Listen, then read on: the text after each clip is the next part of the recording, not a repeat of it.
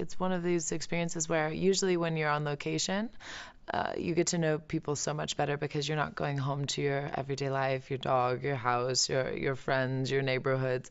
So being out here in Normandy, especially first and foremost, I mean, it's countryside, it's beautiful. There's a restaurant where we go eat every night together and spend quite a bit of time conversing and changing stories and things like that. There's no paparazzi out here. It's just such a wonderful environment to be in.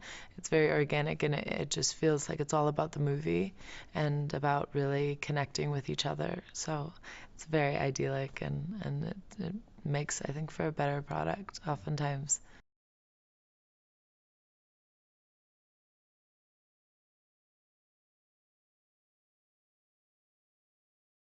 Belle is typical to the average American teenager in ways that, you want to fall in love, you want to be liked, you have aspirations of going off to faraway lands and discovering yourself and all of these things. But in other ways, she's very mature, she's very steadfast, she's very observant in some moments, and then she's the daydreamer.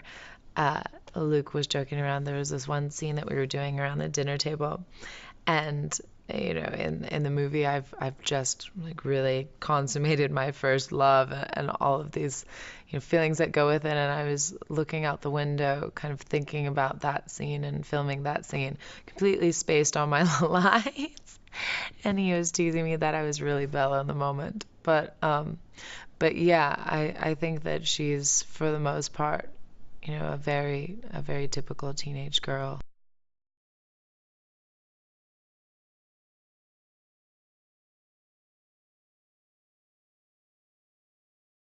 When she's not being the average teen.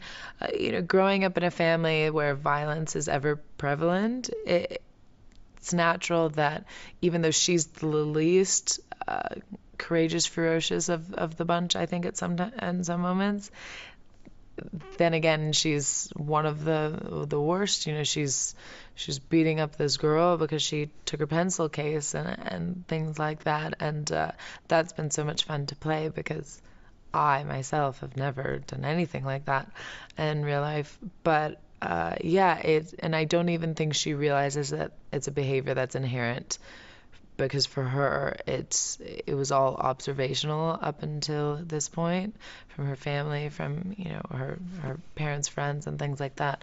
So I don't even think she realizes how aggressive and how violent she is in those moments.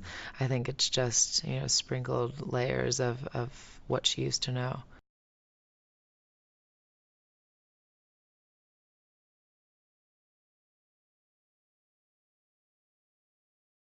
I think she's very proud of her father. Her father, I think, is even more of a role model to her than her mother. She looks up to her mother and, loves both of her parents, but she's very much a daddy's girl.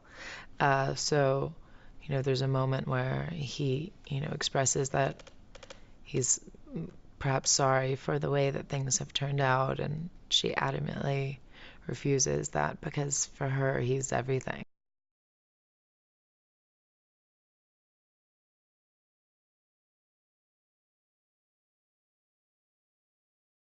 I don't think it's different at all working with Luke, him being French. I mean, especially he's very passionate about his work, which I love for somebody who's been doing this for so long, since he was a boy to now.